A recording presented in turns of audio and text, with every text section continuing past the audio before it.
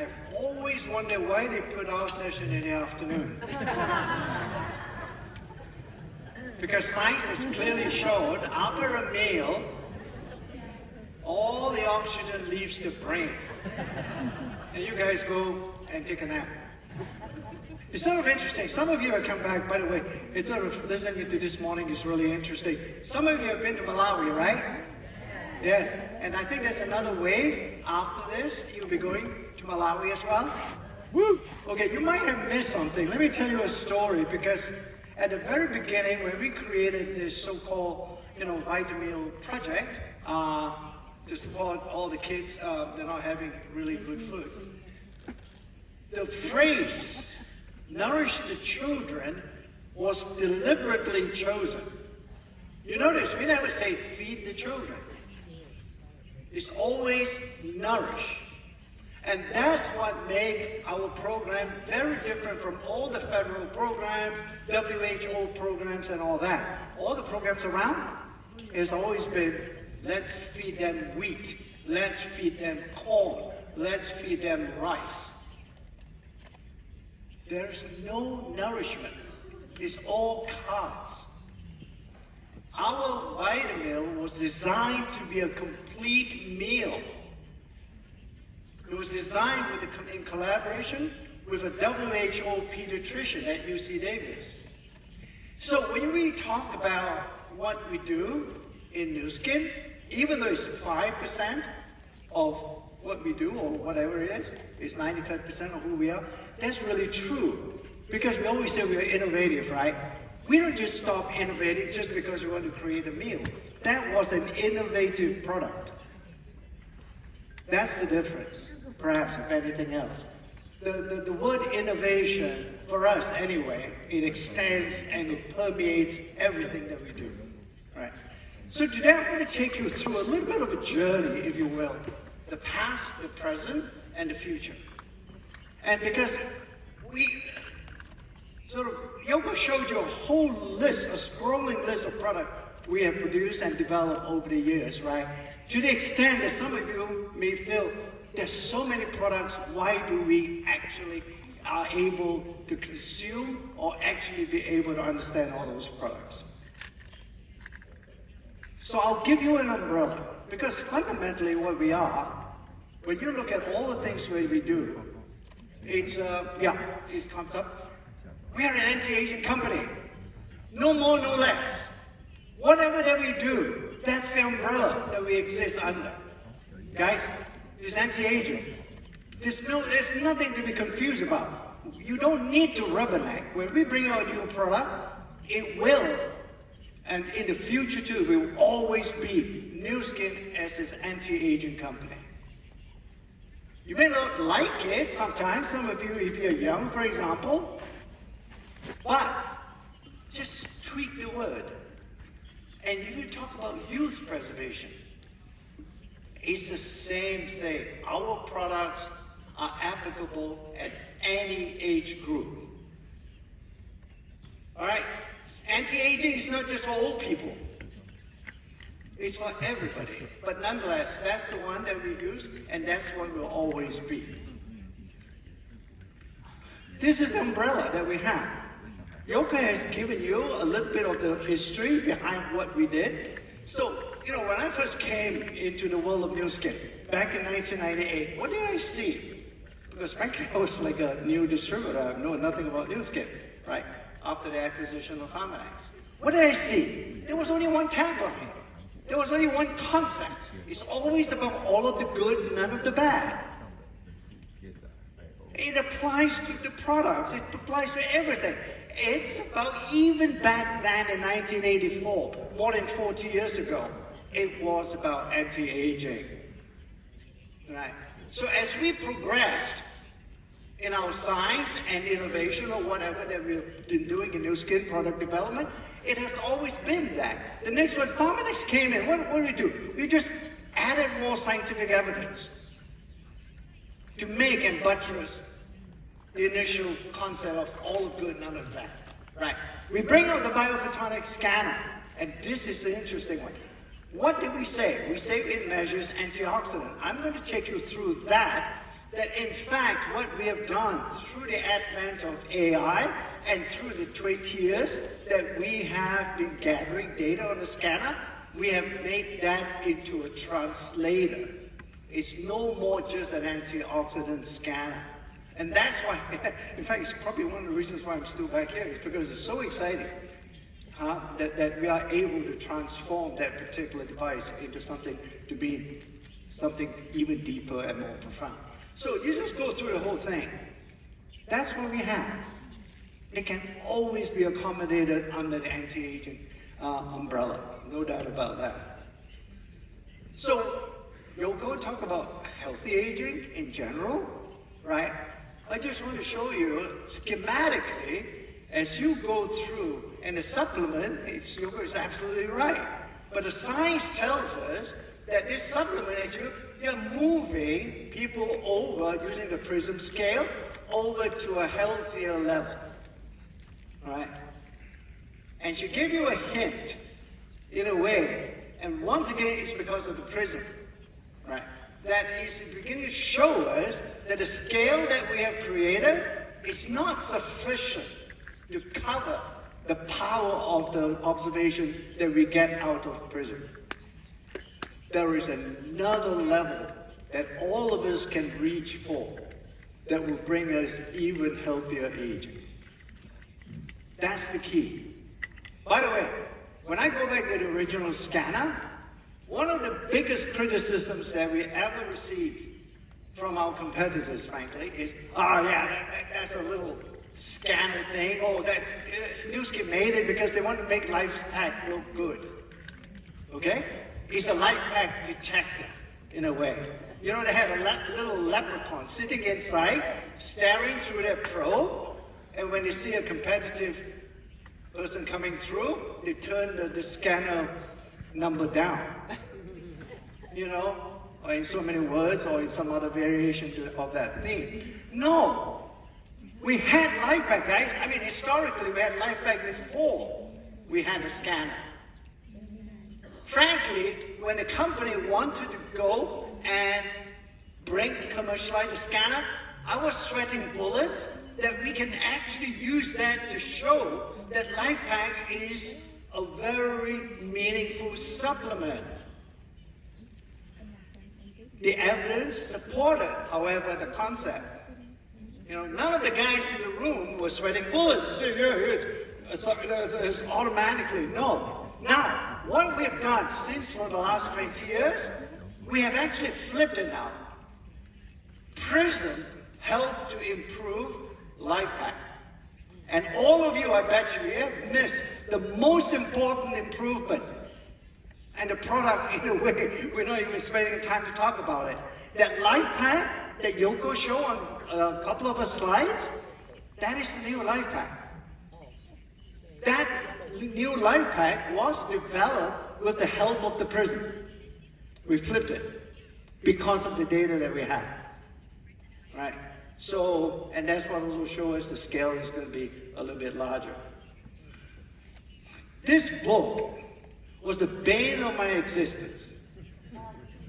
Because one day, Ryan walked into the office and said, Joe, you got to go write a book. I said, you go write a book. He said, what do you want me to do? Oh, we need to, I just read somewhere. There's so much science and we've launched so many products and so on. You know, the aging science has improved and progressed to another level. Why don't you go write another book? The first book, I finally read it. It was actually quite interesting. So I said, I said, really? Does that mean I can't go fishing? He said, oh, well, whatever.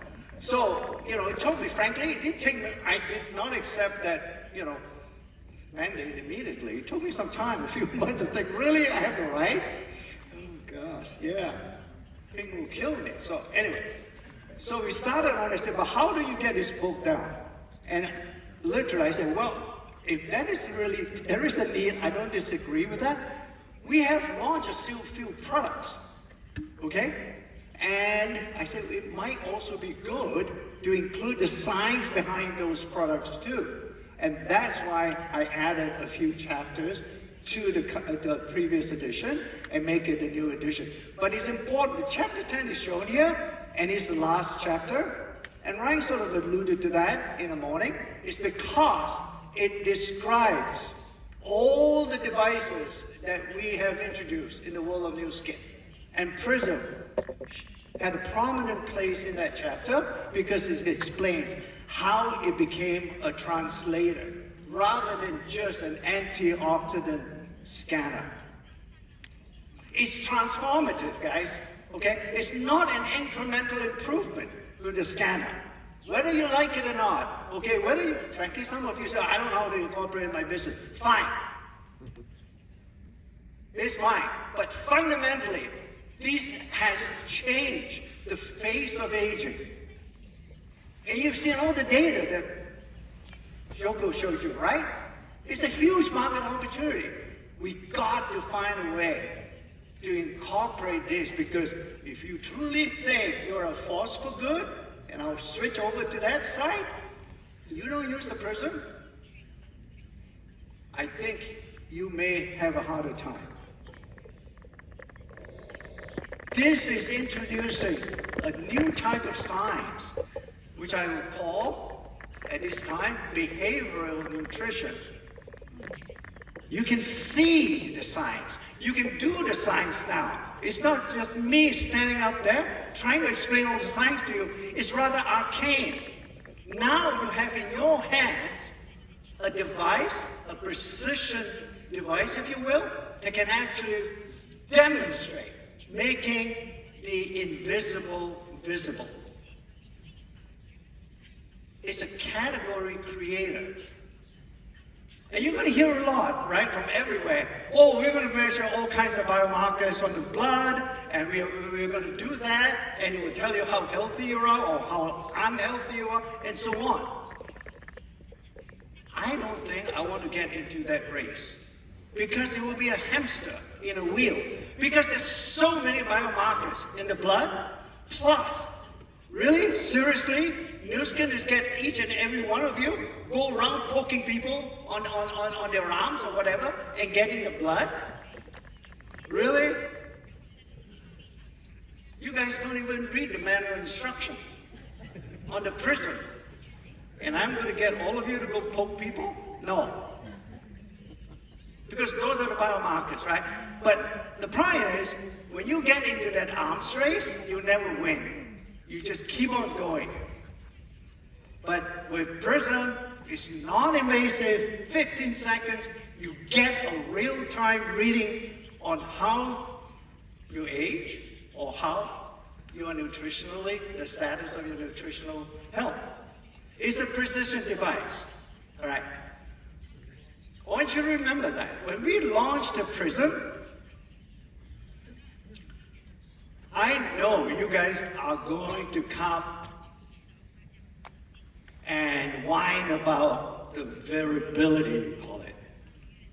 Because when it went out, I knew, or we scientists knew, there's something in there with the Prism-like technology that we are picking up, but we don't know what it is, and all of you will perceive it as noise. Okay? And you're going to say, gee, sometimes I get 350, sometimes I get 400. What's wrong with your Prism device?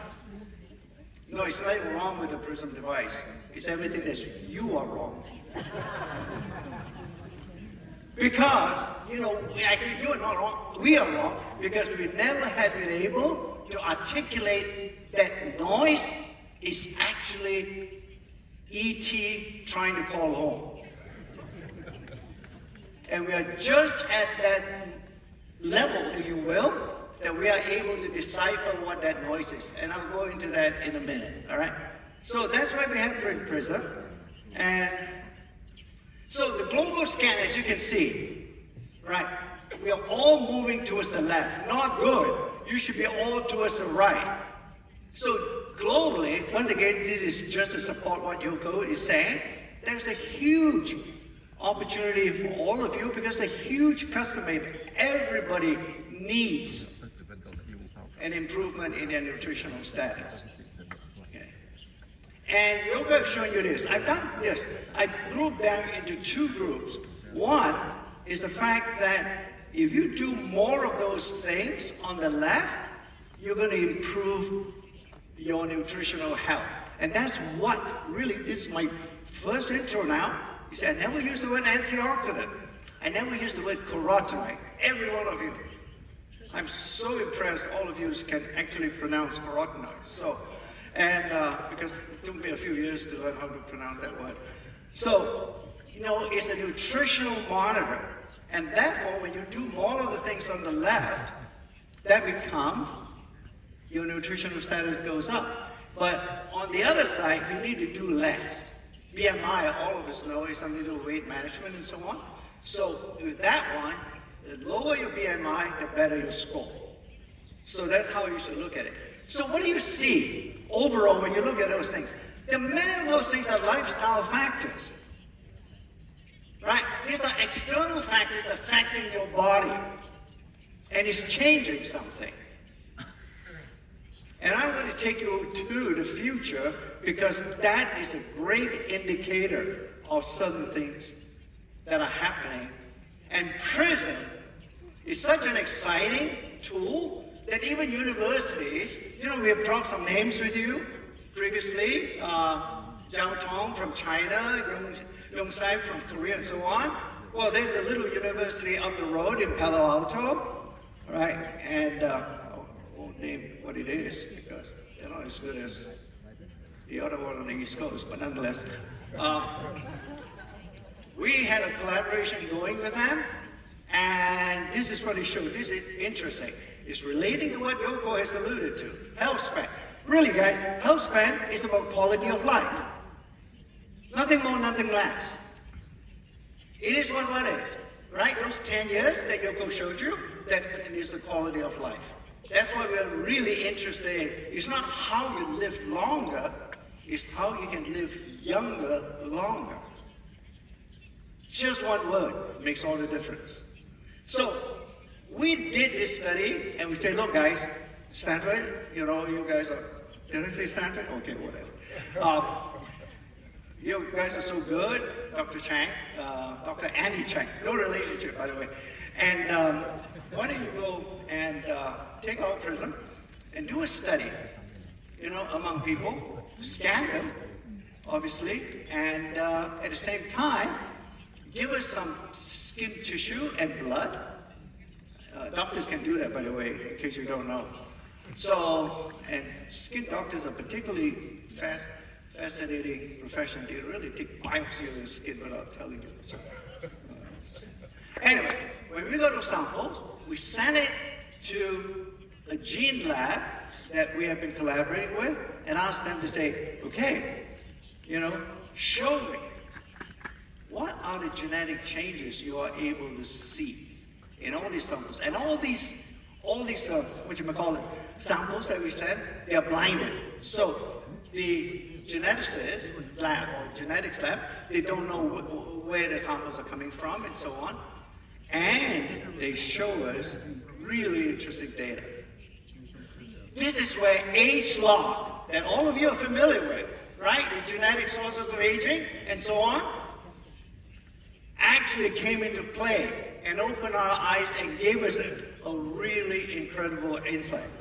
And that is, there are epigenetic changes going on. Epi is nothing but a Greek word that says things on the surface of the gene, which are all on the DNA strand. Okay? And those things you can change. When you go and have an analysis by Ancestry and Me, or 23andMe, this genetic lab, they are looking for genetic physical defect. Those things are immutable. You have it, you have it. There's nothing you can do. There's nothing in the world that can change it except one, to put in a new gene. That's a gene therapy, whatever. Okay? But epigenetics and the epigenetic changes are very much controlled by the environment, like lifestyle factors. And what we are able to show, the higher your PRISM score, in other words, your nutritional health score, you are gaining 4 more years of biological, you're younger in terms of what I consider it as your biological aging. Every single tissue, there are more than 11 tissues here, and all those tissues age. I tend to put brain fairly high because that's the first thing that tends to go with aging and so on. So what have we done? Another translation, right? So what the prism is telling me in 15 seconds, what your biological age is. I've separated, or the prism device has separated biological aging from chronological aging. If you're 70 years old, you don't need to be 70. You can be at least 65 years younger in terms of some of the tissues. You see, that's the transformation, guys. That's what you're looking at with the prism. Okay?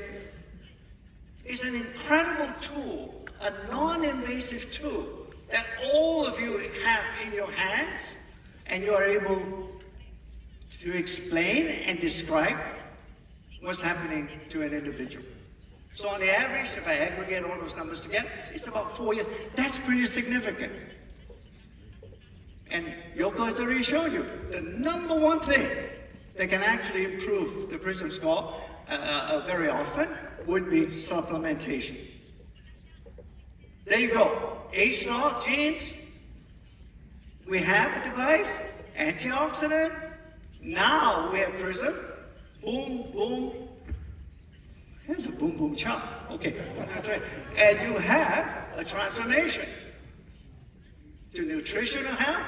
And we did one while we launched the PRISM to healthy aging. Dissecting that. Everybody talks about biological aging, but nobody has been able to show that in a visible manner. You have. And these are just some of the universities that we are collaborating with. And there are more data to come. And the reason why these data are becoming more and more meaningful is because we have the original scanner that we had for 20 years. We have a huge database. No other company. They can keep on saying, oh yeah, we're measuring antioxidant, but they can't translate because they don't have the database. That's proprietary. That's why Joe Sieber is getting excited too. Because, you know, this is where the AI, if you don't know, AI doesn't operate if you don't have data. Okay, I'll come back to variability a little bit. The prism is not Labubu. Many of my Asian friends will know what they are, but I think the worst one, you know, Pop Mart, right? You go buy that thing and you don't know, you open the box and you get whatever color, and then you hang it on your backpack, right? It's a fashion statement. You shouldn't be doing that with the prism. I've seen some of the variations that are coming back. Yes, there is some variation that I will share with you. Under controlled scientific environment, I'm able to show that variation is fairly tight. But if you abuse the prism, it's not going to behave. I've seen Ryan pulling the prism out from his pocket and immediately put it on his left hand and start sort of scanning. Well, you can't tell the CEO, don't do that. You know, you're setting a bad example. So anyway, the point is, that one you had, when we launched it, you had some instructions given to you, right?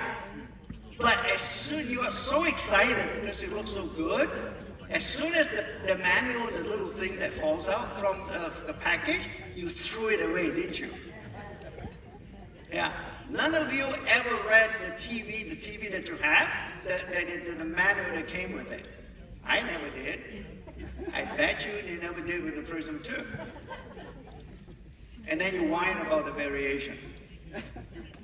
So, all things considered, however, I'm just going to set up the time to really tell you that precision, every single measuring device, all the way back to the blood pressure cuff, there is variation. 7% with the blood pressure. Aura ring. You like to wear that thing when you put it into your finger and you throw your wedding ring away? Yeah, the one that light up underneath, you used to look at it. Yeah, that has up to 40% variation. Go complain to auto manufacturer. You never did? You just say, oh, it's okay. So ours, under control environment, is about 5 to 8%. All right? And we're beginning to understand, thanks to all of you actually, that when you sent in your data with the prism and so on, we plotted it, okay? And this is what we have. When you are below 500, you're tightly aggregated together. This is what we call science, fancy name. You can drop it off and say, we did a regression analysis during your cocktail party that you go to, and say this, they'll immediately understand what you're talking about. So they're very, very tightly together. The problem is, as you score higher, there's a more scattering of that number. And that is what affecting our algorithm. You see that fancy equation at the top there? That's the algorithm equation that we use to drive the whole AI in our prism calculation to finally generate a score or a value for you, okay? We are adjusting that. We're now beginning to realize, wow, when you hit a certain high number, and also when you are from a certain region of the world, that equation has to be adjusted. And that's what we're doing. The first step that you're going to get is that higher thing, the higher score that Yoko mentioned to you. Oh, I should tell you, it's the platinum region. Okay? That's going to be launched very shortly. And that will bring up to about 1,200. And then they will be following on. Once we finish completing the analysis in each region, we can also adjust the equation. So that's why we are adjusting that. All right, I think I'll end with this, on this noise thing that I first started off with. Think about your radio, all right? I hope my buddies at the back will help me out on this one.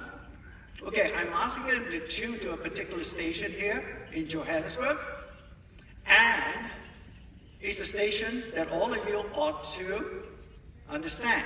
Can you play the first station? To what do we owe this great honor where Sir Thibaut Church decides to descend upon the airways? What's going on? You got it, right? English. Each and every one of you, I think, would understand what it is. Can you give me the second station?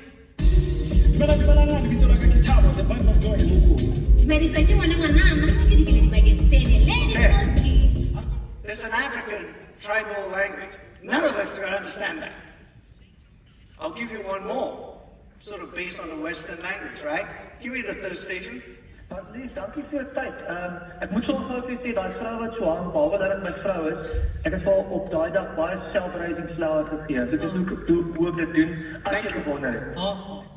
That's Afrikaan. Mikel Sino might be able, because it was based originally on the Dutch language. But none of us can understand that too. 3 languages, almost saying the same thing, but only one. And that's what the prism is when I bring it in. It's the fact that the noise is actually a language. And the language is related to some really exciting new molecules or substances that we're picking up from the body. That's indicative of another aspect of healthy aging. So watch this space for the next time, Kimberly. Maybe we are able to tell you what we are measuring in addition to the carotenoid. Okay. So I'll just give you another analogy here. So English, prism, everybody understands. Afrikaan, you will call prisma. Maybe I can figure out, but definitely in Zulu, you would not be able to understand that word, because that also means prism. But nonetheless, all these drives in, I would consider the bottom 2 to be the type of noise that we have to decipher and convert them to a language. And I think that's pretty exciting. It's not noise, it's information. It's just that we don't have the ability right now to do it. So what does that tell you? That's the future, if you will, the PRISM technology and the platform. It's wide. It's profoundly indicative and predictive as we go forward. Right. And nobody has that. What you have in your hands is a tool that is going to change the world, literally in the world of nutrition. We're not talking biomarkers and so on and so forth, right? We now know what we have in your hand is a marker of nutrition, substantiated. It's your mirror to your body. You're getting data from your body. Why is that important? Each and every one of us, we go and have a physical with the doctor, right? What is the doctor first thing they do? Give me your blood. And then what does he do with the blood? Send it to the lab. To do what? To get markers. Why? Because he cannot diagnose what's wrong with you without data. So in our world of nutrition and in our world, what you have in your hand is in real time, and wow, I don't know, if I were you, I would be measuring everybody possible in a sense, because it really helps. What you see is what you believe. What I say, you maybe take it with a dose of salt, not so much. And when that happens, when they see, when they can measure, you develop a habit, and that's what you have, when it becomes ritual. So, and then now we have connected all the dots for you. Genetics, age law, has been our platform for 10 years, $15 billion, and so on. Now we connected it to the PRISM. There's no rubbernecking. It's the same story, but at a much more powerful level. Hopefully, with this background, you're able to appreciate the PRISM and look at it with a slightly different light, and be able to see when and how you can incorporate it into the new skin opportunity. Okay, Yoko, I believe you might be coming back up. Yep, and thank you.